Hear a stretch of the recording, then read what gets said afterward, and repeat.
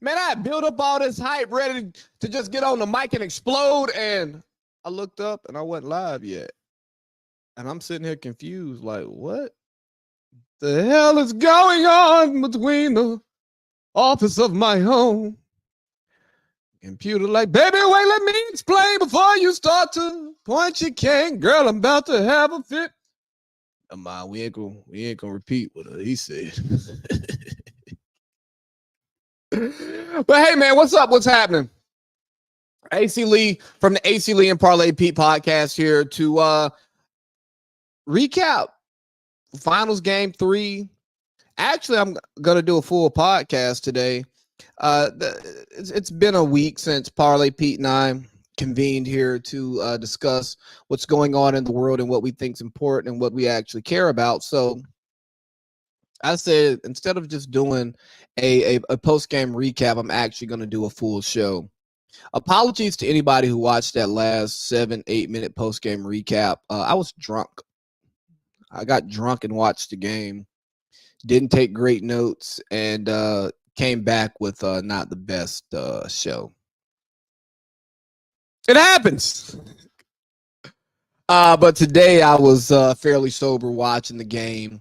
Put together some great notes, and then came over to the office to then have a drink or two. I won't say that I'm drunk, but I've been drinking. I ain't got no liquor, so I ain't like you, Beyonce. I don't get some filthy.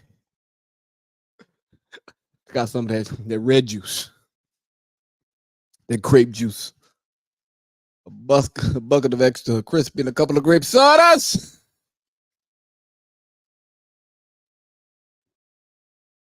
Oh, went down the wrong pipe. Pause. You know, maybe in this hiatus that I said I was going to take and then proceeded just to put out pod after pod after pod after pod, I'll actually take some time to come up with a formal interview, nice little intro music. But I feel like I've been telling y'all that for 5-6 years and I still haven't done it because it's just something about the grit and grind that I like to do, the natural coming in, you know. I wish somebody, some rapper, some producer, some beat maker I know would give me some music that I could play or license some stuff to me, so I don't get blocked on YouTube. That's the thing, man, because I have like a whole music session before I start the show that none of y'all get to hear because I don't do a behind the scenes show. Maybe might start doing that, posting that to YouTube. Who knows? Who cares? But let's get to what we're here for. Because I mean, you don't really care about these things. So after watching 3 games of the finals, watching a lot of basketball this season, and with the help of my many ghostwriters, my co-hosts, my friends, I've come to the realization that this Boston Celtics team is somewhere in between the 04 Pistons on steroids or the KD Warriors light. And that's not a slight. I know many people might think that's a slight to call them the 17 Warriors light, or even disrespectful to the Warriors to compare them to that team because they had Klay Thompson, they had Steph Curry, they had Kevin Durant, they had Draymond Green, you know, 4 all-stars. And currently the Celtics don't have 4 all-stars, but they have 4 all-star caliber players, you know, guys who have made all-star teams, guys who have made all-NBA, guys who have made all-defense, guys who could arguably be defensive player of the year. Just throwing that out there. And it's something to really look at because they're a glitch in the system. In today's NBA, it's next to impossible to accumulate that much talent that works that well together. And when I call them the Warriors Light, KD Warriors Light, I don't want y'all to take that as a slight because I love light beer. And prior to some marketing, America's favorite beer was Bud Light, so this country likes light beer. So don't take that as a slight. But just think about it. They're a switch it all, do it all team. Even without Porzingis on the floor, if you look at their if you look at their starting lineup, you have Al Horford, multi-time All-Star. You have Drew Holiday, an All-Star, best perimeter defender in the league, arguably the best defender in the league. You have Jason Tatum, All NBA. Jaylen Brown, who's made All NBA, who's an All-Star. Then you have Derek White, who's a really good basketball player. And the interesting thing about this team, why I am comfortable drawing the comps to the 04 Pistons or the KD Warriors, is that you know who the best player is, but there's so many good players that you can't focus on one. And in team building, we often think about getting a good player and putting great supporting pieces around them because that's the easiest way to do it.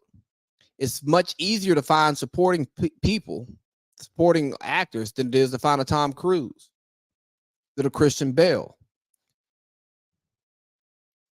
I mean, that's just the reality of it, you know? But when you think about some of your favorite movies, think about those movies with those all-star cast, you know? You have one really good actor and a bunch of good actors. Rarely does that work because oftentimes those good actors want to be the best actor in the movie, and the chemistry doesn't jive the way you want it to. But when you get them all together, when you get that all-star cast together, you have a great movie. And you look at this Celtics team, and you get that all-star cast together, and you have a great team that only lost 18 games in a regular season, 64-18. A great team that's only lost 2 games in the postseason. You look at a team that's 1 win away from winning an NBA championship. And when you look back and you think about it, you go, this makes sense. But we don't see it too often because usually that number one guy, that Jason Tatum, isn't willing to work with a Jaylen Brown, a Derek White, a Kristaps Porzingis when he's available, a.k.a. the insurance policy. Shout out to Parlay Pete. A Drew Holiday. You don't get that. So think about it. When you're playing against them, you can't just lock in on one player. Oh, we're going to stop Jason Tatum. I bet. Jaylen Brown go for 30. Oh, we're going to stop the corner threes. All right. Jason Tatum and Jaylen Brown going to get busy. Oh, we're going to try to get Drew in foul trouble. All right. Cool. You got Drew in foul trouble. We got somebody else to come off of the bench. And we're still going to outscore you. So what? And that's what you really want when you're building a team. As great as it is to have a great player to build around, well, when there's only one, you know who to focus on. Think about it in the NFL. Some of our greatest teams had great receiving cores, not one great receiver. And we see time and time again, the teams that win the Super Bowl, they have a great receiving room, not a great receiver. Why is that? Because when there's a great receiver, you can roll coverage to him, you can double him, you can triple him. And those other guys may not be up to the challenge. Just like when you have a great player, you can focus all your attention to him, and your PJ Washingtons, your Derrick Jones Jr.'s, your Tim Hardaways, your Maxi Klebers aren't up for the challenge. So these are the best teams to build, but they're the hardest to duplicate. And unfortunately, teams like this will work for a while, but they don't work forever. Why? Players have egos, massive egos. And once they get that one ring, that 2 rings, it's about the money. And I don't knock the guys for wanting to get out of that situation because they want to show how great they are. They want to make sure they maximize their maximum earning potential in a small window. But it's something to think about. It's something to think about, sacrificing you for we. Sacrificing me for us. Sacrificing yourself for the greater good of us all. And I think as a society, because sports are a microcosm of society, that if we just look at some of our best teams, and then we look at the best players on the best teams and look at them in other situations where they're not on that best team, and see that they may do really well for themselves, but they don't maximize the whole, we all walk away with less. Yeah, you individually may walk away with more. Ron Harper averaged 20 points per game with the Cavs before he went to the Bulls. But guess what? He got championships when he came to the Bulls and he took a back seat. Kevin Garnett was the MVP with the Timberwolves, but he got a championship when he came to Boston and sacrificed. It's just something to think about. But it's hard to get people with big egos and a lot of talent and a lot of potential to sacrifice for the greater good. But that's what the Boston Celtics have done. That's what Brad Stevens has built.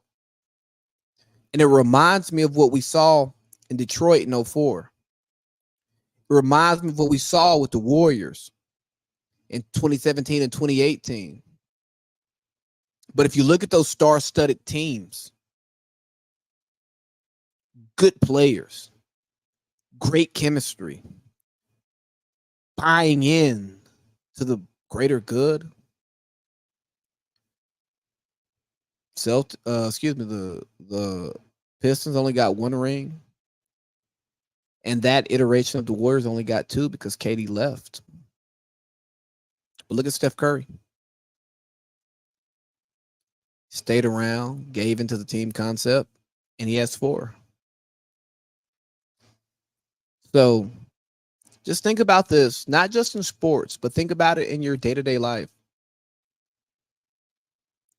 It is more important to sacrifice your individual talents and contribute to your community, your home, your city, your state, and ultimately your country and this world, for the greater good of everyone. And if we all did that, we'd live in a better society. Now, let's get a bit more salacious. Let's turn this bad boy up, okay? Let me take a sip of this grape juice.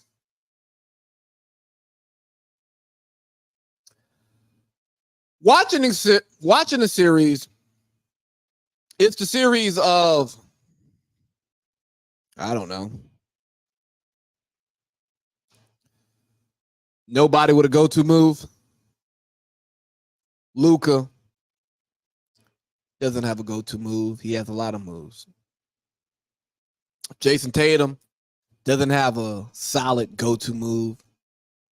Kyrie, too many moves. Jaylen Brown, his game's just not that refined.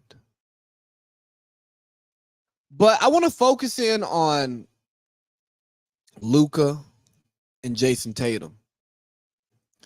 Guys who are considered top 5 players in the league. Guys who are first team All-NBA. Guys who finished somewhere in MVP voting this year. Those 2 guys will never be the best player in the league. No way, no how. And I'm going to start with Luka. Luka does not have a go-to move. If Luka's not in rhythm, there is nothing that Luka can do to say, all right, They're on a run. Let me stop, do this, and I know I'm going to get a bucket. He's too short to be a big, and he doesn't post up smaller guards consistently. He's not athletic enough to get to the rim and dunk on somebody or do an extravagant layup. He's too slow to blow by. He just has to get in his bag. And the thing is about that, it gives the defense time to collapse. So what do? Yeah, he has the step back three, the side step three.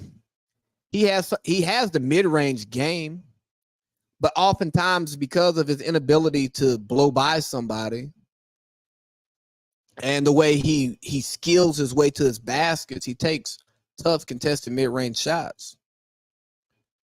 But with all of that, he's not a great free throw shooter. So he just can't go to the rack and get fouled and go shoot 2 free throws. And if any of you have played basketball at any level, you know when your jump shot's not hitting and you want to get that rhythm back, you want to get to the line. You want to put up a couple free throws so you can get that feeling back. Luka Doncic can't do that. And now let's throw in his inability to play defense. Yeah, at times he can pose a threat. But we saw in game 2, he got blown by, I think, 13 times? Like, say, like an NBA playoff record for amount of, blow-bys. When you can't affect the game in multiple ways, unless it's your way, when you can't make a large effect when you're having a bad game, when you can't just get to the rack and get a bucket, when you play heliocentric basketball that you have to have the ball at the top of the key, you have to run the high pick and roll for you to get your game going, you can't be the best player in the league. Because what I talked about in the first block, where you have to sacrifice yourself for the greater good, because for Luka to be his best, he needs the ball in his hands. He doesn't play well off ball. Well, guess what? When Luka's getting his bag, the other players aren't touching the ball. And when the other players aren't touching the ball, they're losing their rhythm. I'm telling you, as a pickup player, as a men's league player, I've been on teams where I touch the ball a lot. I get to do what I want to do. It works for me.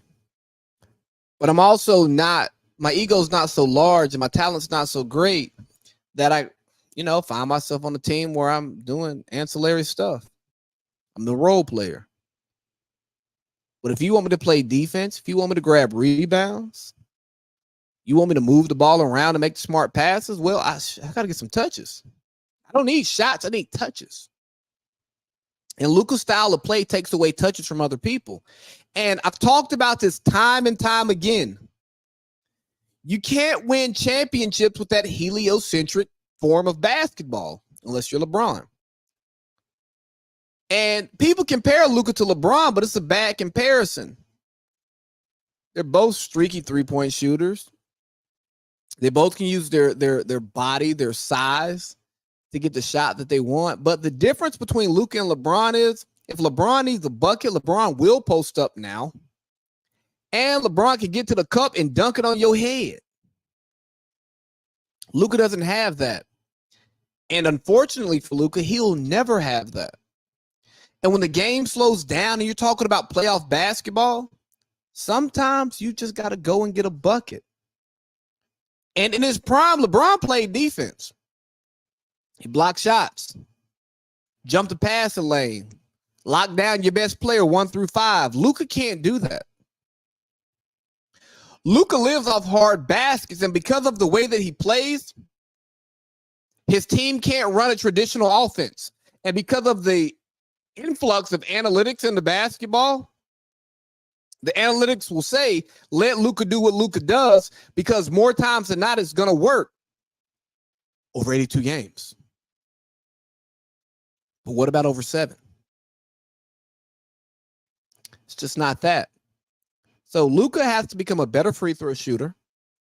Luka has to be better at getting to the basket.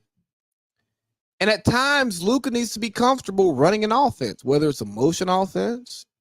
They just run some sets for the role players. That gets the ball in their hands, keeps them going. And lastly, Luka, and I'm going to talk about this a little bit later in my game recap. You got to go easier on the referees, man. Because if you dog cuss them all game, you talk to them like they ain't shit, like they're nothing, they're not going to give you the benefit of the doubt. They're humans. And yeah, they can let some stuff slide. Well, why would I let something slide for Luka when he been cussing me out all game, when he been complaining all game, when he been crying all game? Nah, bro. Sorry, I missed a call. Oh, yeah, Luka, work on that left hand. This offseason, everything left hand. You need to do layups left hand, jumpers left hand, floaters left hand, baby hooks left hand. Everything in your bag that you have with your right hand, you need to work it with your left hand. Because there were a couple of opportunities where Luka took like fadeaways when he could have just did a left hand finger roll. I don't know if it's the injury. I don't know what it is. But Luka's left hand's not there. Now let's bounce to Tatum. Let me tell you why Jason Tatum will never be the best player in the league. He can be top five. But he will never be the best player in the league. Jason Tatum plays like a 6'3" person trapped in a 6'9" person's body. You'll see him going to the basket. He wants to Euro, scoop it, lay it up. No! Let me see. Jason Tatum shot 4 free throws today. Let me see. Excuse me, 5. And he went 5 from 5 from the line. He can shoot free throws. Go to the cup aggressively. You're a big, strong guy. More times than not, you're taller and stronger than the person guarding you. On paper, you're 6'8", 210. I don't believe it. Let me look this up. How much does Jason Tatum actually weigh?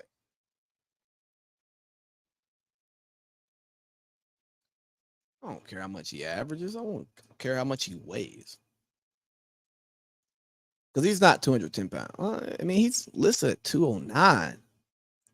But it's a lean 209, and it looks, yeah, I'm seeing on Reddit 6'9", 225. Yeah, that's more what it looks like.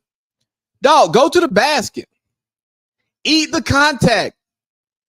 I know you're not the most athletic, but you dunked on Bron. Dunk on somebody's head. Not only does you going into contact create fouls, but it gives you the advantage. You're the bigger, stronger player. Not going to say you're faster, but you're stronger. Use that to your advantage. But because you like the sidestep three, you like the fadeaway, you like the tough contested shots, you will never be the best player in the NBA. And sometimes I think Jason Tatum is so caught up in the game and making the right decision, and maybe he needs a new trainer. I don't know. But he doesn't consistently make the impact buckets that you need. Again, he doesn't have a go-to move. I know he got that Mamba mentality. Or excuse me, I know he says he has the Mamba mentality. But he ain't drinking that vino like Kobe.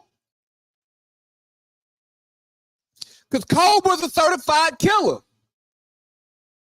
Jason Tatum got some bodies under his belt. But he's no killer. And because he plays like he's 6'3", and not a John Morant 6'2", 6'3", no. He plays like a Derek White 6'3", without the heart. He will never be the best player in the NBA. That's a skill set. Can pass well, rebounds well, shoots well, handles the ball well. ideal body, ideal frame, all of that, ideal athleticism. He has it all to do it. But he Jason Tatum plays like he got recruited as a undersized point guard and then had that crazy growth spurt his senior year. And he still thinks he's in that smaller body and not the body that he's actually walking around with. And that's why Jason Tatum will never be the best player in the league. So just to recap, 25, almost 26 minutes in. Luka Doncic, Jason Tatum will never be the best player in the league. Why? Luka, no go-to move. Doesn't shoot free throws well enough. Doesn't use his left hand. And needs the ball entirely too much. Jason Tatum doesn't have a go-to move. Plays like he's 6'3", trying to do these euros and these finesse finishes instead of being physical. And I don't think he has the dog in him necessary to be the best player in the NBA. But I'll tell you, as I transition to Game 3 recap, I'm so happy that no matter what happens, well, unless the Mavericks come back from 3-0, we don't have to worry about having the conversation about who's the best player in the NBA. Because once the Celtics win this championship, it's not going to matter. The winner of this series will not be a reflection of who's the best player in the NBA, because Jaylen Brown is probably going to win Finals MVP, if we're being honest. Tatum had 31 today, but Jaylen Brown's 30 looked better than Jason Tatum's 31. So let's get into the game a little bit. Luka's shot selection bothered me, but that goes back to his lack of go-to move. He just takes too many difficult shots. But Mavericks got out early in the first quarter, had their biggest lead of the series, and in typical Mavericks fashion, they blew it. And, I mean, they started off the game great. You know, they were listening to Ricky Smiley. They was taking it to the post. They were scoring in the paint. There was no KP, no rim stopper. Got it. Yeah, we're gonna get to the basket.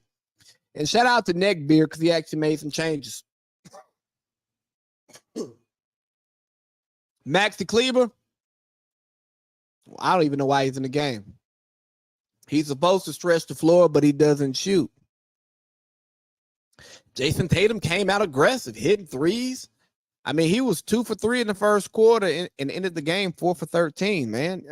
Again, you've got to be better. I know he had 31 points, but I'm telling you, watching it, it just wasn't great. I mean, I'm looking at plus minus right now. Jason Tatum's plus minus with a -4.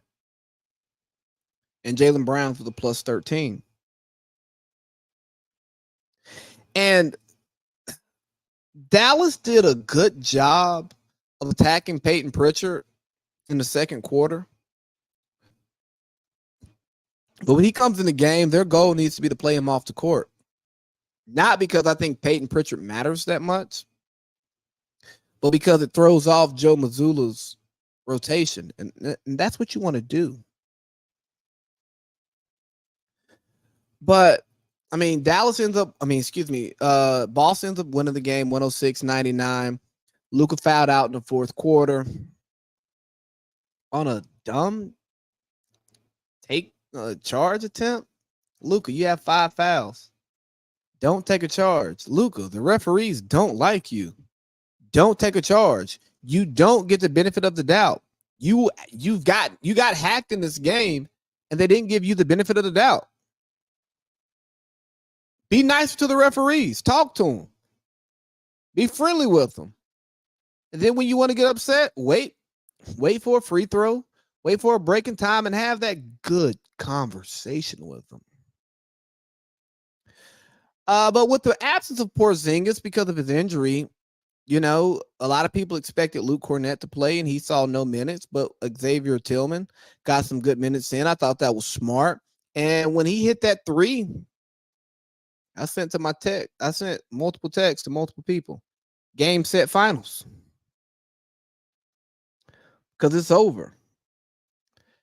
And the Celtics, we had, let me see. Let me look at the box score.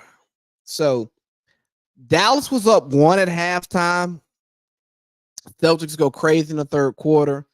Jaylen Brown and Jason Tatum essentially outscored the Dallas Mavericks in the third quarter. I mean, it was 35-19 third quarter. They just going crazy. They was just lighting that thing up. And Boston is good for that. But Dallas, you fought back, because we know if Boston gets a big lead, you can count on them to blow it. Now, that's the Joe Mazzulla special. They're going to blow the lead. And I'm like, hey, man, if Boston loses this series, they fire Joe Mazzulla, and he goes and joins Doc Rivers and Darvin Ham in Milwaukee, and we just got the Three Stooges, Larry, Curly, and Bo. I don't even know if that's the Three Stooges' name. Let's see. Hey, Siri, what are the Three Stooges' names? The Three Stooges' names are Larry, Moe, and Curly. See, I was not you, Siri. You shut up. Wrong one. Not you. Larry, Moe, and Curly. Yeah, I said Bo. Same thing. But that's what I was expecting, man. I got notes over here. And there's funny stories that never get published. But I had like Celtics lose, and I go Darvin, Doc, and Joe together, the Three Stooges. I'm gonna flame Luka in a second, and then if they would have actually won, Kyrie shuts up haters. So Luka fouls out with about 5 minutes left in the game, maybe 4, maybe 3, maybe 2, maybe 1. Not 3, 2, or 1. And Kyrie just goes all me mode, and I think that was a mistake. I liked what Kyrie was doing as far as being aggressive, but I think he should have integrated his teammates a lot more just to hold the defense honest, because once they knew Kyrie was doing Kyrie, yes, he got the good looks. He hit a shot here or there, but you're just taking difficult shots. But again, because of who Kyrie is, what Kyrie has done, I understand him taking a difficult shot versus Tim Hardaway Jr., who hasn't made a shot all finals, is probably a better shot. But to that, maybe Tim Hardaway should get some more minutes. Maybe Tim Hardaway should get some more run. In 3 games, 27 minutes, averaging 9 minutes a game. Am I shocked that he hasn't been great? No, because he hasn't played. But let's talk about Luka Doncic here. And I hope I hear this on the national platforms. Luka Doncic, you cannot foul out in the NBA Finals. If they called you for 6, you had 11. You can't foul out. You have to be smarter than that. You walk around like you're the best player in the NBA. You're regarded as one of the best 3 players in the NBA. Guess what you can't do when you're that guy? You can't foul out. You have to be available for your team. And what I'm seeing from Luka is unacceptable. But what I'm hearing about Luka is also unacceptable. It's like he's getting a pass. I don't care if he has good numbers. What did he do today? 27, 6, and 6. 6 fouls, 3 turnovers. 6 rebounds, not enough. 6 assists, not enough. 1 for 7 from 3, terrible. Hey, he was 4 for 4 from the free throw line. Good job, Luka. 11 for 27, not good enough. You have to be better. This was the most pivotal game of the finals. You win this game, it's 2-1. You got a tough game 4. You can tie it up, and guess what? We've got ourselves a series. But now you want to get in foul trouble. Face of the franchise, one of the best players in the league, it's never okay to foul out, especially in the playoffs. But you go out there, you act like you're Draymond Green, but you had a responsibility of Steph Curry. Let your other players handle that stuff. Let them do that. Let them do the talking. Let them be nasty. You be nice. You be friendly. You be on first name basis with the referee, not curse name basis. You can't win that way, but ultimately, Luka's inefficiency. Dallas went 9 for 25 from three, where Boston went 17 for 46. So what's that? They shot a similar percentage. Probably should have shot more. Boston was 46% from the field. Dallas was 44% from the field. Nah, you're not going to win like that, especially when you lose a 3-point margin by 24. Now, Dallas isn't the same 3-point shooting team as Boston. Jaden Hardy, we need more from you. I mean, you only got 4 minutes, but damn, we need more from you. We don't need to turnover. Derek Lively showed up. Damn, Tim Hardaway was negative 16. 0 for 5 from the field, 0 for 3 from 3 in 19 minutes. Max the Cleaver, yeah, I'm glad you only got 8 minutes because you didn't do shit. 0 for 2 from the field, 0 for 1 from 3. It's not okay. PJ Washington had 13 points, but hell, all 3 of his field goals were 3. Derrick Jones Jr. played 16 minutes. Daniel Gafford played 16 minutes. Like, what do we? I don't know. Pack it up, Dallas, and maybe Luka, this is your 07 LeBron series. I don't know, but it's going to be interesting to see what comes out as the series ends. What do we say about Joe Mazzulla? Do we actually believe in Joe Mazzulla? Because too often we're going to focus on the results and not the process. And I think that Joe Mazzulla has a great roster, and Mark Jackson could lead this team to an NBA championship, if you're asking me. Okay, so staying on the game but shifting away from the game. Breen, JJ, and Doris, I need more from you all. I need y'all to zoom out on the telecast because you call the game like it's on radio. You're giving us the play-by-play. You're telling us what happened. You're kind of analyzing what happened, but you're not giving us the full picture view. The things that you tell me are the things that I saw. Well, hell, I'm watching the game, so I don't need you to tell me what the hell just happened. It's 2024. I have a smartphone. I can check the box score. I can check the shot. I can check the shot chart while I'm watching the game. Tell me big picture what's going on. Tell me big picture what's happening. JJ, I know you never played in the finals. Doris, I know you never played in the NBA, but give me a little bit more. Tell me what's going on in your mind right now, what you think would be going on in your mind in the situation. Tell me how you think Jason Tatum, nah, you can't talk to Jason Tatum. Tell me about Derek White. Tell me about Peyton Pritchard, you know? Tell me what these guys are going through, what they need to do. You're auditioning to be the Lakers coach, so tell me, as a coach, what are you looking at big picture? And I don't think we get that enough in NBA telecasts. I'm sorry. The NBA is obviously not a better TV show than the NFL for many reasons, but the ratings will tell you that. But as a basketball fan, as an NBA fan, I don't learn when I watch NBA games. Excuse me. I don't learn from the people talking to me when I watch NBA games. That's why I often watch the games on mute, because what am I listening to you for? You're not telling me anything. You're telling me, Jason Tatum pulls up for a sidestep 3 and misses. Duh, nigga. Excuse me. Excuse my language. I'm sorry. Duh. But, y'all do what y'all do. Be better. NBC, now that you got the NBA, kind of, sort of, apply pressure. Overpay for the best guys. Train them, develop them. Be like Fox on the NFL. As a Falcons fan, we rarely get the A team. We get like the G team. But I remember when Aqib Talib was calling games. Oh, dog, you are learning football. Aqib and Gus, great combo. You are learning NFL football. Mark Schlereth, you're learning NFL football.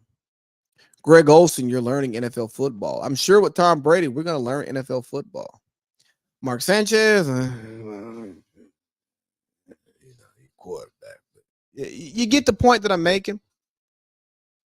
The NFL has so much depth when it comes to announcers, but I guess because the NBA pays their players so well throughout the life of their careers, they don't want to take on those jobs. But I would love to listen to Gilbert Arenas call an NBA game. Hell, I would love for Gilbert Arenas to be on a studio show. Because I was listening to Gil, Rashad, Kance, and Kenyon Martin break down the finals on their show today. And they don't need a plug for me, but my God. Not only are they talking about what's happening, they're telling you what people are doing wrong, and then they're telling you how to fix it. And I know that's hard to get in the NBA telecast, but go on to TV timeout, call it out. Sometimes during play, call it out. Help us learn the game so we are better basketball fans when we walk away from it. And TNT, y'all foul for trying to get back in after y'all lost the NBA.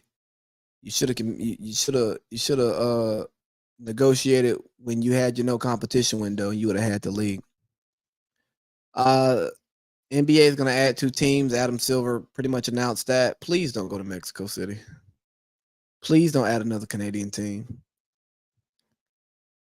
Seattle, Vegas, move New Orleans and Memphis to the east, and we're good. I want to take a second right now to say rest in peace to Jerry West, the logo.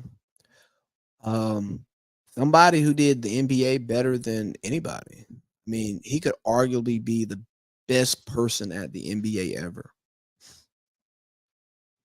Top 35 player of all time, top 50 player of all time, top 75 player of all time, logo, only player to ever win finals MVP in a losing effort. Went on a run of averaging more than 30 in the finals, only topped by Michael Jordan.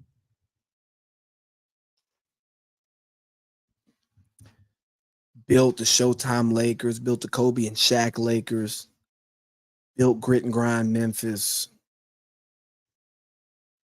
built the Warriors dynasty. I mean, what more can you say about the man? NBA truly lost a legend, man. And thank you, Jerry West, for what you did for this league. Thank you for what you did for my viewing experience. And I'm happy that I was able to enjoy some of the fruits of your labor. I didn't get to watch a game. I'm only 32. But I got to see the highlights of you. I got to see the highlights of Showtime. I got to watch Kobe and Shaq. I got to watch Memphis, and I got to watch the Warriors. And even as a consultant for the Clippers, man, I mean, you brought them back to relevance. Or brought them to relevance. I won't say back to relevance. You made them relevant. Sips grape juice. But while we talk about Jerry West, a great Laker, a guy who built the Lakers,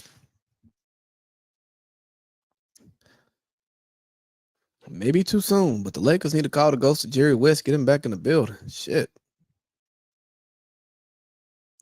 Haven't maintained the coach for more than 3 seasons since Phil Jackson. How do you expect to be good?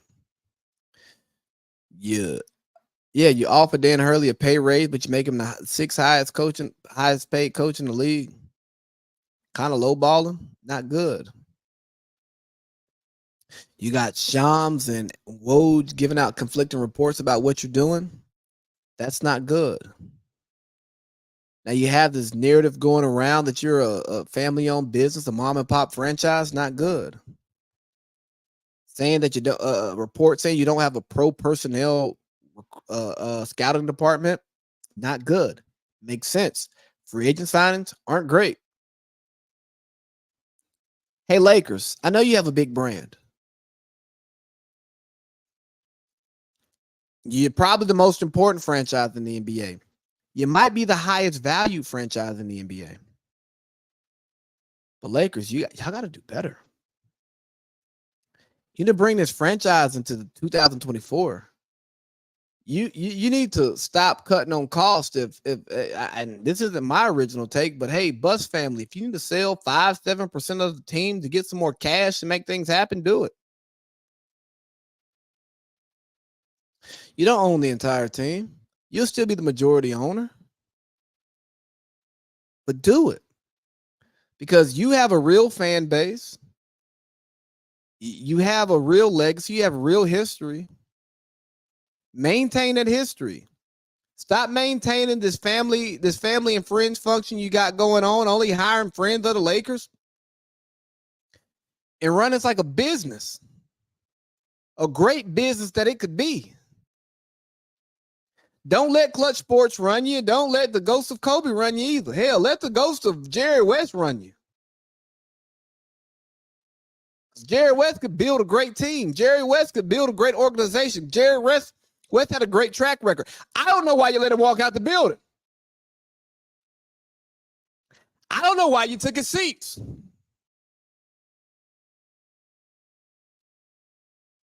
I get it. You extend Kobe, even though he was washed, team wasn't good, to show that you're loyal. Well, get back to being loyal to winning and not just loyal to the Lakers brand. Because the Lakers brand is winning. The thing that makes that name across the chest so amazing is the 17 banners you got hanging up in Crypto Arena. Rob Pelinka's done a great job of keeping his job, but he had done a great job. I ain't saying fire him, but put some fire in his butt.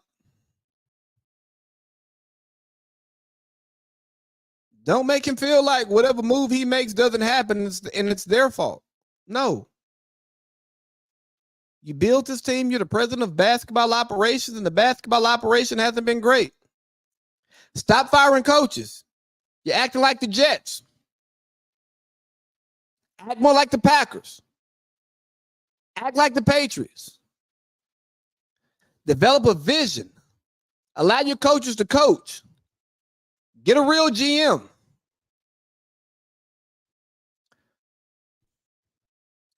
But what do I know? They're going to hire JJ. Try to lowball him.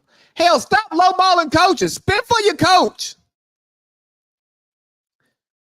They're going to draft Bronny, let Rich Paul and LeBron run the operation. Okay. Just know when it's time to go to Vegas, LeBron going to be in Vegas.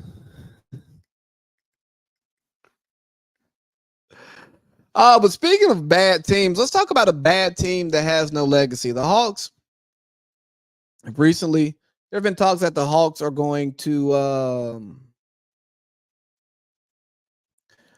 build around the number one pick and not and possibly move off of Trae Young and DeJounte Murray.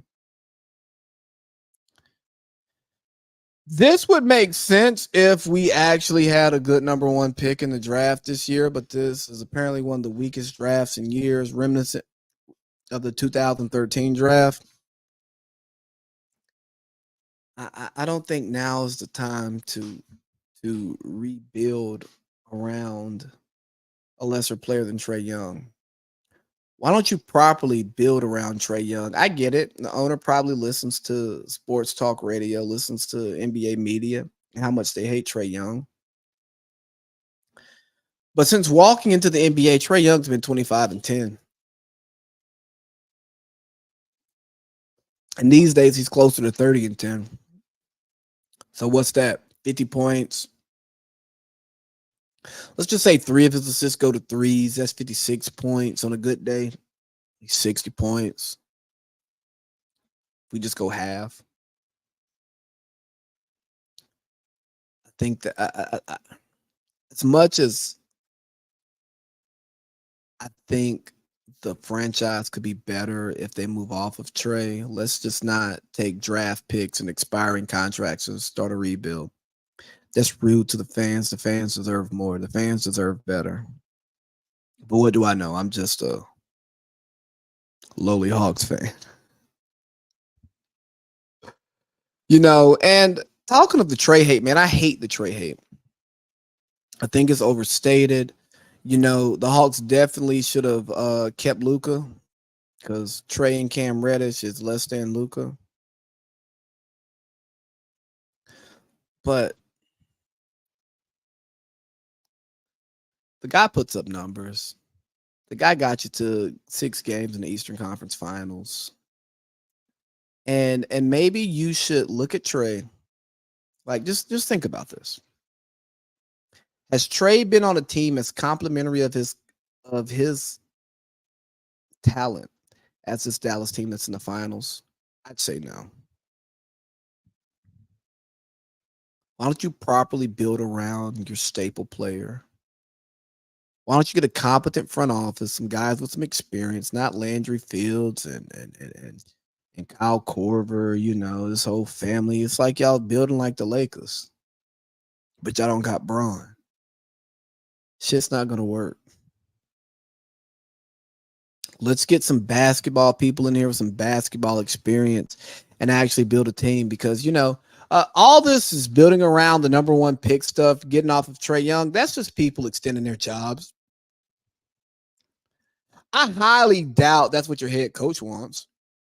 I highly doubt he came to Atlanta to do a full rebuild. Maybe he did. Maybe he wants a full rebuild to get his guys in, but who are his guys? Who are his guys? He gonna call Minnesota to see what they want for Rudolph? Gonna call Cleveland and see what they want for Donovan? I doubt it. I can't see Cleveland moving Donovan Mitchell for Trae Young. What is Darius Garland? Chop liver? So the Hawks have got to figure out who they are, who they want to be, and move forward with that. Darvin to Milwaukee. I'm telling you, make him the top assistant and make Joe Mazzulla the number 3 assistant. You got Curly, Larry, and Mo, the 3 effing stooges. I've really enjoyed this clip documentary or this TV show, whatever you want to call it. The characters, they don't look like the players at all. But fortunately for me, when I watched the first 2 episodes, I was busy doing some other stuff, so it was mainly I was listening to it more than I was watching it, and I actually enjoy it. Donald Sterling, you a wild boy. I can't believe it took him this long to get you up out of here, Donald, because the way you talk to your players, the way you treat your players, the way you talk to Doc on the phone, boy, hey, man, get out of my ears. Shut up. But also, if Doc really talked to them about like that, talking about CP3 nagging Blake, worried about whose team it is, and they telling him that's why your wife is up. It makes sense why that shit didn't work. The Clippers ain't cursed. It was Glenn Rivers. All right, last thing on basketball at large. Stephen A. Please hire a new stylist. Boy, you look crazy. But on a serious note, I'm going to talk a little bit of WNBA women's basketball because you know what? That's the corner I like. I live on that corner. I want the WNBA to be great, but as like a non-WNBA diehard, I want y'all to understand it's a TV show, man. You got to make it a better TV show. I saw a quote this week. Shout out to Parlay Pete for sending it to me.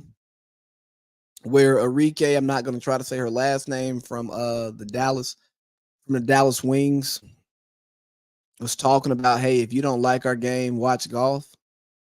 For one, nobody watches golf. Tiger's not on the tour anymore. He's not great, so we don't watch golf. 2, why are you trying to disenfranchise your fans? Why are you trying to disenfranchise potential fans? Your league is not great. You have great talent, but you don't have a great league. You don't have a profitable league.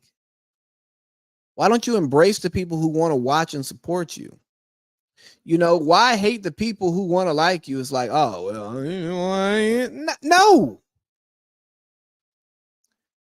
Say if you don't like the physical play of the WNBA, man, say, come on, man, get with it. This is the real game. We play hard. Yeah, it ain't just about 5 out and threes and layups. Nah, we play physical, real basketball. And give some explanation so people can actually buy into it. Be somebody that people want to hang out with. Be somebody that people want to support. I think the biggest problem in the WNBA is, and maybe it's a bunch of bitter, battered women. You know what I'm saying? And they're isolating their fans. You know, they're the real BBWs, not Drake. I like them BBW. No, bitter, battered women. Yeah, they the real BBWs because it's like, oh, we've been shunned all this time, and now y'all want to come here and y'all have something to say. We don't like what y'all have to say. At some point, you got to be happy that somebody's saying something. Because for so long, we were saying nothing. And it may not be fair to y'all, you know, but a lot of what we saying, because Caitlin Clark, Angel Reese, Cameron Brink, they got the marketing piece figured out. Yeah, y'all got the basketball piece figured out. Y'all just a great rapper on SoundCloud. They little Uzi Squirt. The rapper may not be there, but the attention is.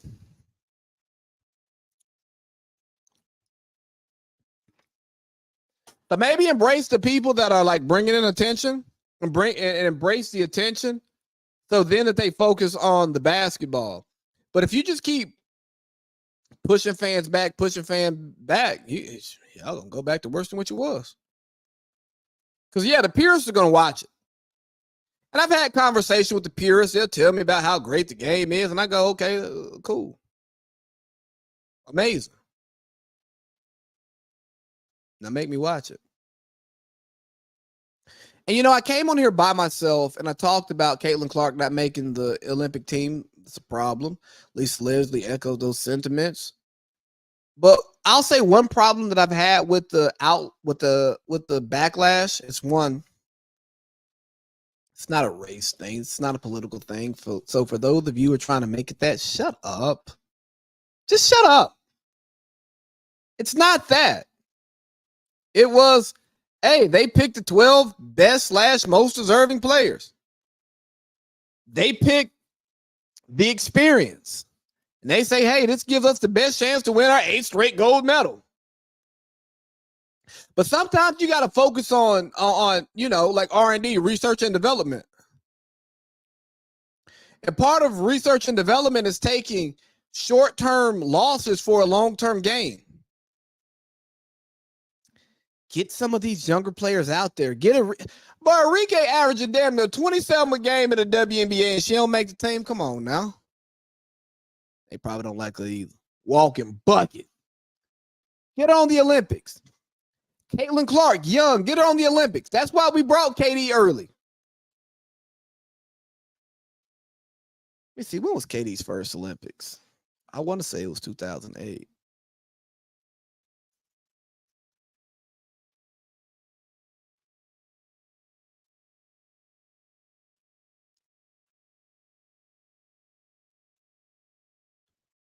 Let's see. Kevin Durant. All right, so first time he played with the national team was 2010 in the FIBA World Championship.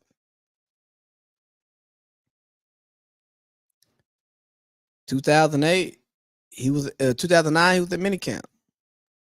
2008, he was on the select team. Anthony Davis, 2012, went to the Olympics. Was he one of the best players? No. But they got him there to develop the young guys so that when it was time for them to get there, they show up. Look at that team we sent to FIBA last year. Paolo Banchero, Brandon Ingram. We sent some young guys there so they can get that international experience. But it seems like in the WNBA, the ones who are great, they just want to hoard all the spotlight and all the talent or opportunities. Share it. Going back to the top of the pod. Sacrifice you for the greater good of the whole. Do that. And guess what? If some of y'all start making some sacrifices and concede to these young girls, you're actually going to get more. And that's the beauty of it. Hey guys, man, that's hour one. I'm going to take a leak and then I'm going to get to hour two. Okay. Give me 1 second.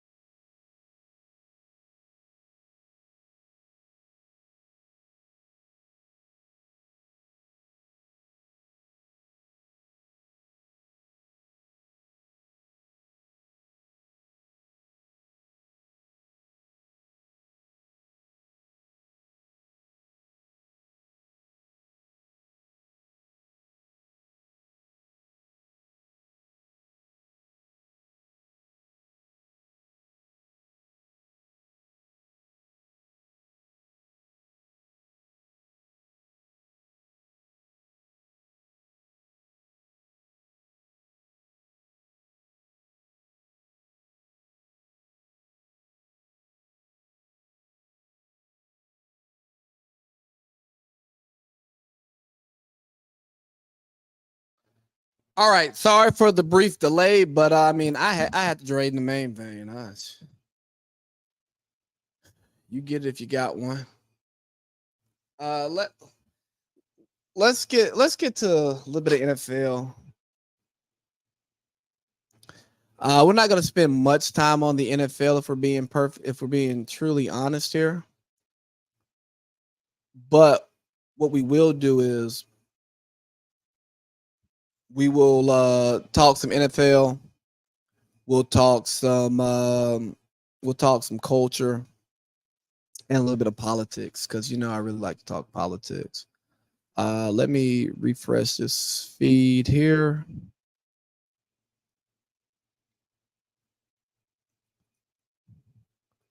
Sorry, guys. I know. Dead air. Nobody wants to hear dead air. But I just want to make sure we're streaming on all platforms. So that's what we're going to do.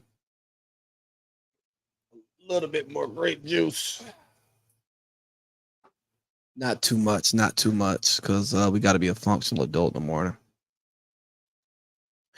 All right, so a couple of NFL things I kind of want to hit on. We are all here to do what Falcons do. Okay. Here's what we're doing. We're going to run this house. I got you. We're getting ready to run the piss football. We are all here to do what Falcons do. Okay. All right, man. Got to get the Falcons drops in. Obviously, if we're going to talk football, we go Falcons first. One of the big things I saw a quote from Raheem Morris is we're going to give the ball to Bijan Robinson more. I don't know what else to say about it. He got drafted 7th overall. He's really effing good. Yeah, give him the ball more. Thank you, Coach Ra. But let's talk about Aaron Rodgers. Aaron Rodgers, he's a Jets quarterback, a franchise that's much more known for being on the back page than actually being on the front streets of winning in the NFL. And early in the offseason, he talked about we got to get rid of the BS. We got to focus on football. Then Aaron puts his foot in his mouth by missing team OTAs. Now, do I really care about Aaron Rodgers missing mandatory OTAs? No. Do I think it matters that Aaron Rodgers is missing the $100,000 that he's going to have to sacrifice for his unexcused absence? No. But he missed for some non-football, non-family related stuff, something that was really important that just happened to be scheduled with OTAs. Oh, that's not okay. That's like hypocritical leadership. That's how you lose the locker room. That's how you lose the people around you. Now, maybe there are some conversations that are going on inside that building, which I truly hope, because for the most part, Aaron has good rapport with people who played with him. But you just can't come out and say we got to focus on football and deflect from the non-football things and then miss football. And it's not like OTAs, like mandatory OTAs. It's training camp, but you miss it for some non-football stuff, man, and that just reflects poorly on you. And that kind of that's who Aaron Rodgers has become. Now, I've been a huge Aaron Rodgers defender on this podcast and in private conversations. Big fan of his game, big fan of his talent, his skill. But the results aren't there. Aaron Rodgers has not been producing at a level that we deem godlike. Even in his MVP seasons, those back two at Green Bay, he had disappointing playoff losses. And I mean, one of those was at home. Now, do I think there were some shenanigans that led to that? Sure. But it doesn't matter because he's not winning playoff games the way we want. He's been to one Super Bowl. He hasn't seen the Super Bowl since I was in high school, 2010. I've been out of high school for 14 years. So, Aaron, hopefully everything's right in that building with you. But man, practice what you preach. What Barry White say? Here I am, baby. That was terrible.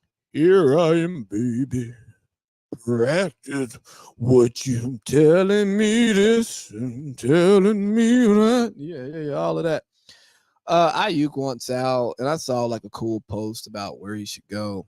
I like to see him at Pittsburgh. I root for Pittsburgh silently. Don't tell Julian Turner.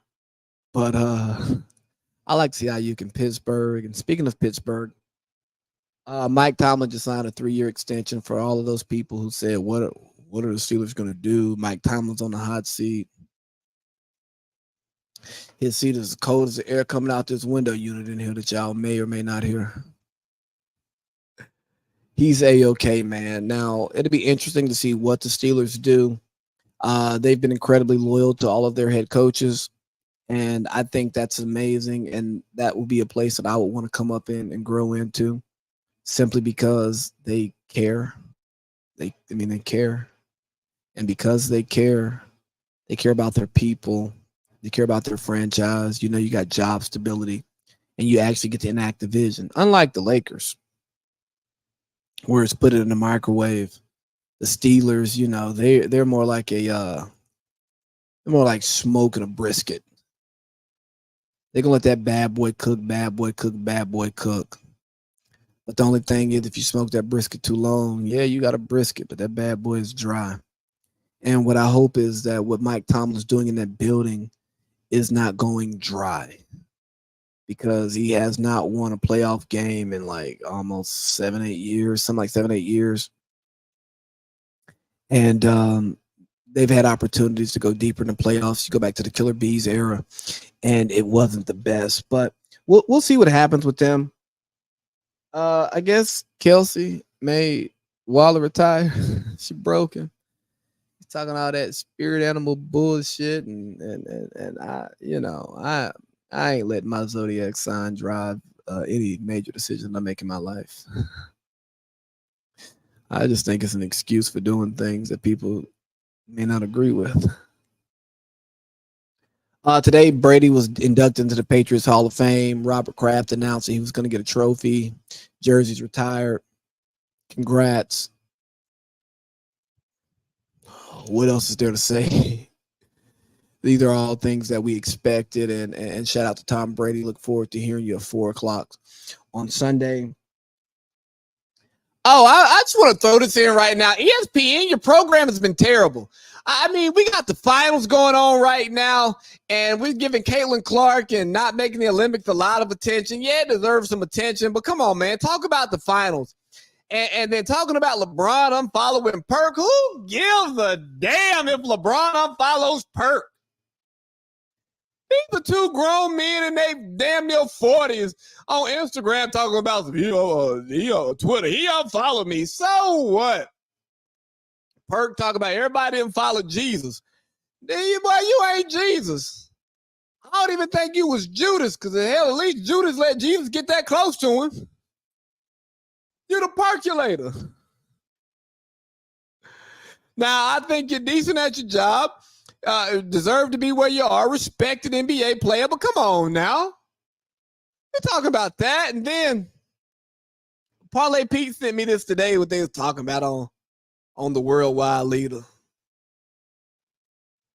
Let me find it. We did a lot of texting during the game. This man sent me a whole Falcons game to watch. I ain't watching that. Hello. Keep scrolling. Andrew Reese, you need to cut it out now. You say you don't want people looking at you a certain way, but serving the vibes. Here we go. Before game 3, we having a conversation on Sports Center talking about LeBron is a tremendous basketball ambassador. LeBron is a great husband, great father, general philanthropist. LeBron James Family Foundation, I Promise School, fosters positive change in the community. Hollywood power broker, great actor, clutch player, clean diet, handsome, and all-around good guy. Who gives a damn? We know all this. It sounds like Doris, JJ, and Breen. Tell me some stuff I already know. Damn, what he look like? You talk about the NBA Finals. Let's talk about the NBA offseason. Let's talk about where LeBron is going. Let's talk about what Paul George is going to do. Let's talk about Jimmy Butler flirting with Cameron Brink. Was he flirting with Cameron Brink or was he flirting with the Lakers? Or both? Just like talking about the Cowboys in the middle of January, February. They done playing. Was this Cowboy season a disappointment? Nah, this season wasn't no disappointment. Hell, they ain't been past the second round since 95. Hell, the Sixers that made it past the second round since then. Hell, at least they got past it in 01. We talking about some damn Cowboys and LeBron. LeBron got sent home in, 4 games in round 1? But hey, WNBA, take a lesson. It gets clicks. It gets people going. It generates money.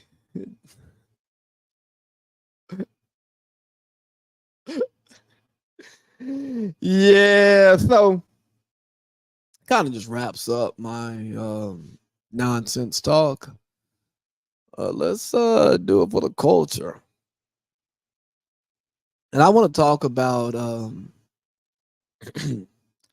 this Donald Trump versus Hunter Biden. Both were recently convicted of felonies. Hunter Biden on federal gun charges for lying about his drug use to obtain a gun. And his deceased brother's widow, his ex-girlfriend, took the stand and talked about, their crack binges and how he got her addicted to crack and how she's embarrassed by that. And it's like, hey, shorty, you're sleeping with your deceased husband's brother. What kind of creepy ass shit is that?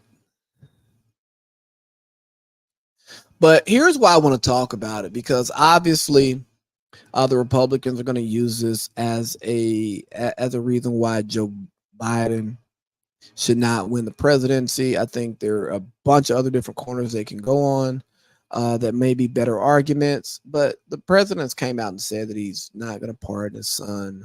We'll see what happens, because if he loses, He's on his way out.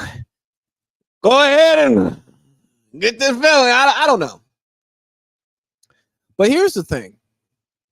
They're going to use the president's son not being a felon as being a reason not to support the president, because this guy illegally obtained a gun, did not do anything violent with that gun that we know to this point. He just got a gun that he shouldn't have had,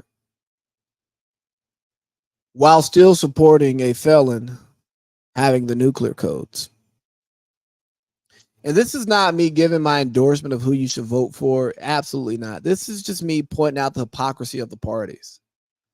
You know, when you get so caught up on winning and not on who should win and who should get the attention and who should get the glory, instead of getting focused on the team winning and the greater good of all. I mean, take it back to the top of the pod. Make it less about you and your wants and more about the wants of the team and the desires of the team and what's necessary to get there.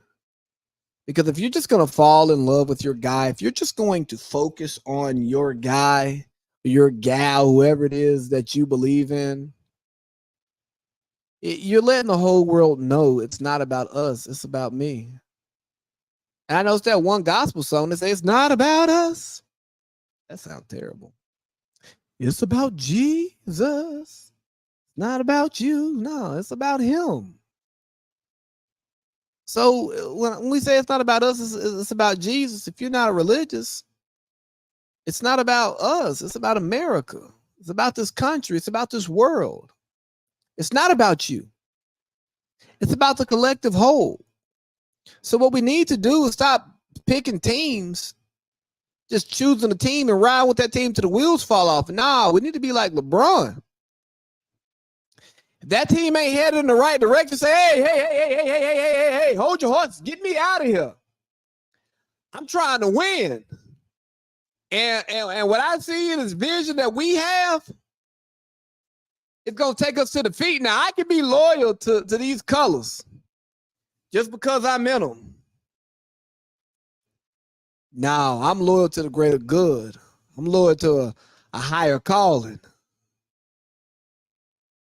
And for those of you who like to invoke God, well, you know, just ask yourself a simple question. What would Jesus do? And I feel like we'd all know better if we walk with Jesus daily. I don't care about the Young Thug case. I think it's a calamity going on down there, but Fannie with the fanny, she's bite. She got reelected. So we'll let this kangaroo court proceed. I had two conversations about youth sports today, and these helicopter parents who only care about winning and their child being the star of the team. Well, let's look at the bigger picture. To damn near everybody hearing this, your kid's not going to go pro. So why do they play sports? If they're playing sports for you to live out your legacy and your hoop dreams that you never accomplished, stop it. Think about the life lessons. Think about the development. Think about coming together with a group of people to achieve a common goal.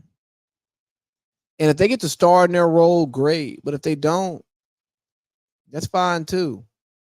Why do we have 10-year-olds going to trainers? Why aren't they just outside playing? I'm not saying if you have a young child who shows promise, you set them up for the best success, but being the number one ranked player at 10 years old means nothing. I mean, sometimes if you look at it, being the number one ranked player at 17-year-old doesn't really matter. Now, if your goal is to utilize sports to get your child an education or give them a step up in life, yeah, go for it. Absolutely.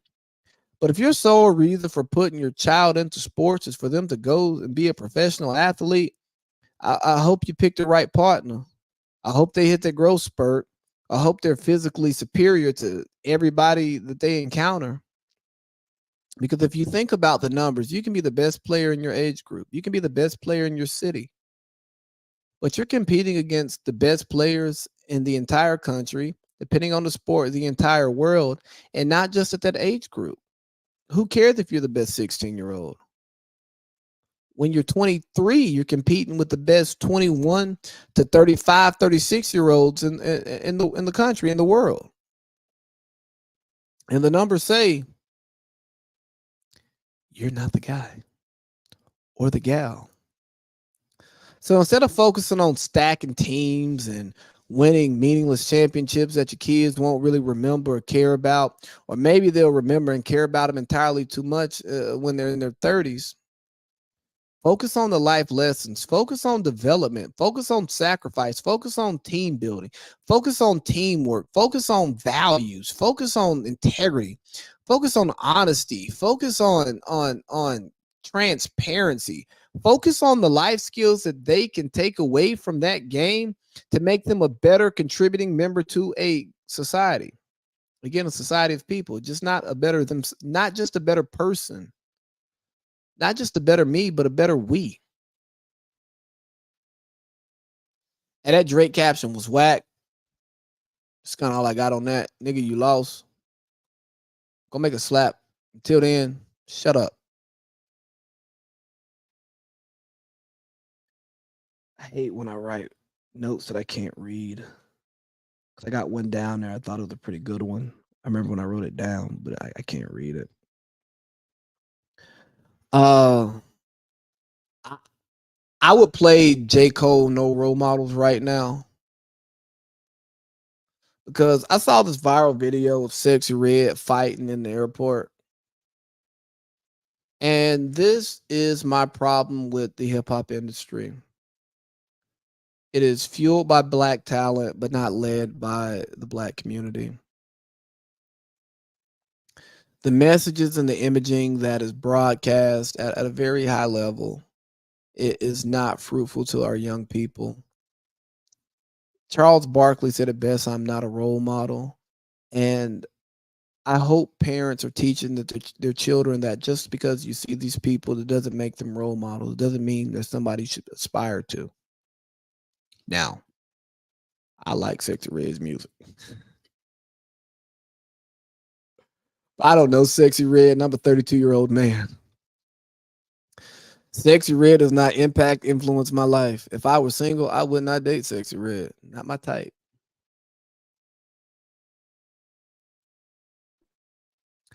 But when you see somebody fighting in the airport, for one, what are you fighting for? Is it ever that serious? What are the implications of fighting in the airport? You say F my baby daddy. What message is that saying? That it's okay to disrespect the person that you chose to lay up with, and not only lay up with, but bring a child into the world with. Now, maybe he's not a great person, but what does that disrespect do? Who does it help? Doesn't create a better life for your child. It doesn't create a great role model, or a great role model for those who look up to you. And if they do look up to you, again, they need better parents. But it's bad messaging. It's not okay. Now, I'm a product of divorce. My parents split when I was 3, so I don't have many memories of being, if any memories, a couple, of being in a house with my parents. But the one thing I can appreciate that my parents did was they didn't bash each other. And now I grew up with my mom, but my dad had access to me. Probably wanted more. Probably didn't get it. I ain't gonna get into they issues. But they were always respectful of one another, and I didn't know that they had problems. I didn't know until I was an adult to why they ended up in separate homes in separate states. because I was able to accept it. My mama wasn't saying F my ex-husband, F my baby daddy. No. She was saying he's a good man. He has great intentions. And he and I didn't work out. So these are the paths that we had to lead. But it was never F him. And today I can sit with my dad and I can joke about some of the stuff my mom does. Today I can sit and joke with my mom about some of the stuff that my dad does, but it's always been respectful. And both of them ensure that I'm always working on developing my relationship with the other one. They provide context about that person that I haven't experienced to help me better understand them. They paint a clear picture for me. And some of those conversations aren't easy. Now, I've had some difficult conversations with both of my parents about their decisions and so on and so forth. I've talked about how I've let them down. They've talked about how I've let them down, you know? Hell, I'm sure they've talked to each other about how they let each other down. But there's always been respect. And these are the types of role models that we need. I look up to my parents. I tell my parents on a regular basis, thank you for setting an example of people who realize that what we have going on is not working for us and we're not going to raise our child in a toxic environment. I think that's important. I know some of the religious types will say you need to figure it out. You gotta gut through it and do all of that. But no, if it ain't working, it ain't working. I wear a size 11 shoe. I ain't walking around in a size 9 or a size 13. It don't fit. So you must quit. You know, and that's the beautiful thing of life. But Sexy Red, I ain't gonna tell Sexy Red to clean her image up. If she want to be stupid, she want to get put on a no-fly list. She want to limit her potential earnings. She want to look bad to potential sponsors, or maybe look good to potential sponsors because that's the message they want to promote. That's fine. And I ain't gonna tell grown people to stop listening to it because that shit slap. But I listen to Sexy Red with Low sleep because I want Low to sleep on all of that bullshit. Well, my daughter growing up, tattoos on her face saying F my baby daddy and all this. Man, come on, man. What kind of man would I be? I raised my daughter like that.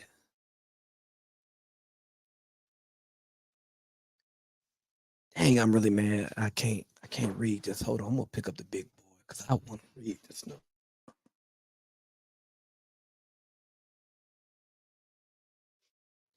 Ain't happening. Illegible. So the last thing I want to talk about is the hypocrisy of the NBA. I want to talk about the hypocrisy of the NBA because, you know, I listened to this clip today. Shout out to Matt Julian Turner, whoever sent to me, to the group. And it was about the new owner of the Dallas Mavericks and how Mark Cuban sold a majority of his stake to Miriam Adelson. She's Israeli, great relationship with Benjamin Netanyahu. The NBA did not want to let him sell to her, but you know, money talks, bullshit walks. And how who she is and what she stands for runs into contrast with Kyrie Irving. So just to throw that out there. All these people we think we're following, and they have these morals, these ethics, these things that they stand on, and it's bigger than this, it's bigger than that, it's more important to them. Yeah, okay. So I throw 30 million in your face.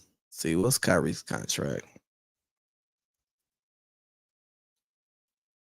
Kyrie Irving contract.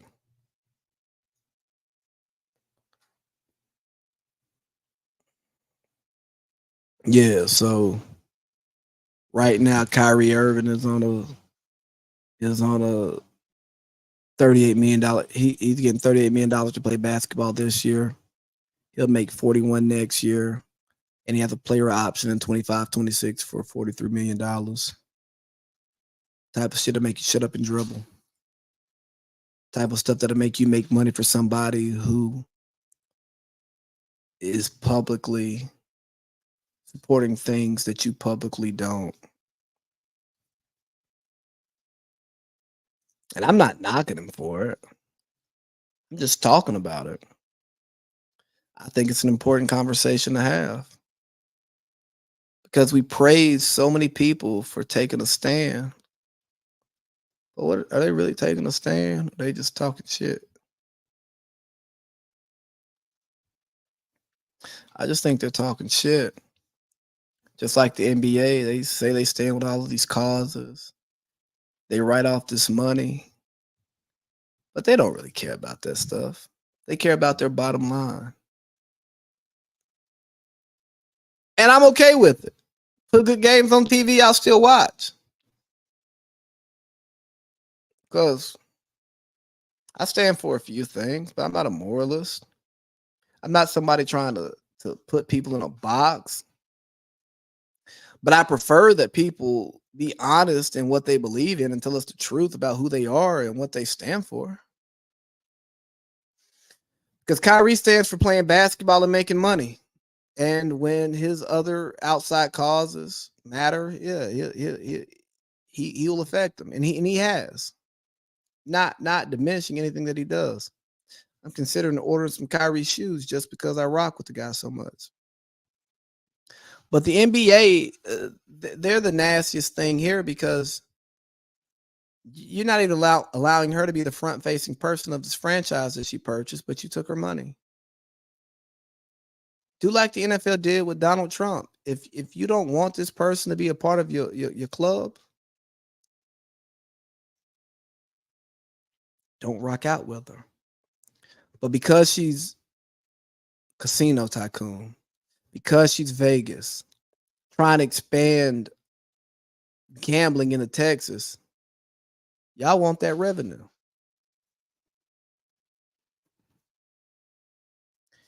NBA, nothing but allocations. And when I'm talking about allocations, I'm talking about money. We want to allocate as much money to our owners as we can. And if you're not seeing that, if you don't accept that, if you think that these corporations, these billion-dollar businesses stand for, hell, these $1 million, these $100,000, you think any of these businesses, true businesses, are in it for the greater good and not in it for their bottom line, you're befuddled. You've been hoodwinked, been bamboozled, been led astray.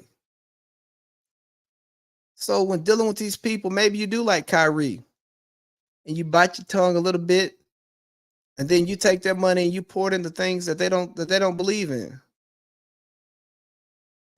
Sometimes you got to work the system. I got this quote that I've been throwing around. It's not manipulation if you're doing a good thing. If you got good in your heart and you're just directing people to do good things, it's not manipulation.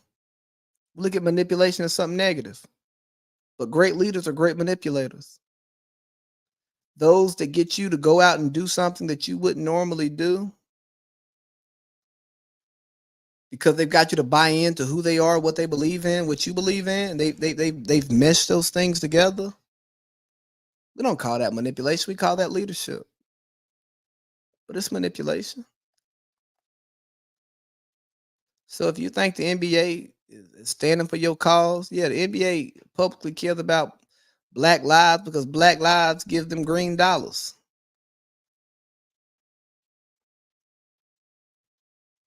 So when you know what somebody's about, if you know what the organization is about, I mean, yeah, take what you can, pay it forward, give it back. But remember what I've talked about this entire show. It's about the greater good. It's not about me and you. It's about us. It's not me versus you. I don't have any opponents. I don't have any ops. All I have is people in this world that I'm trying to work with to figure out what's best for all of us. And I can't do it by myself. And I ain't going to do it every day. Sometimes I'm going to pick me. But in picking me, in the long run, I truly hope that I'm picking us. And if you're listening to this, you hear this, if you see me picking me and not picking us, you call me out. You tell me. Because if we all pick us, and me and you will win.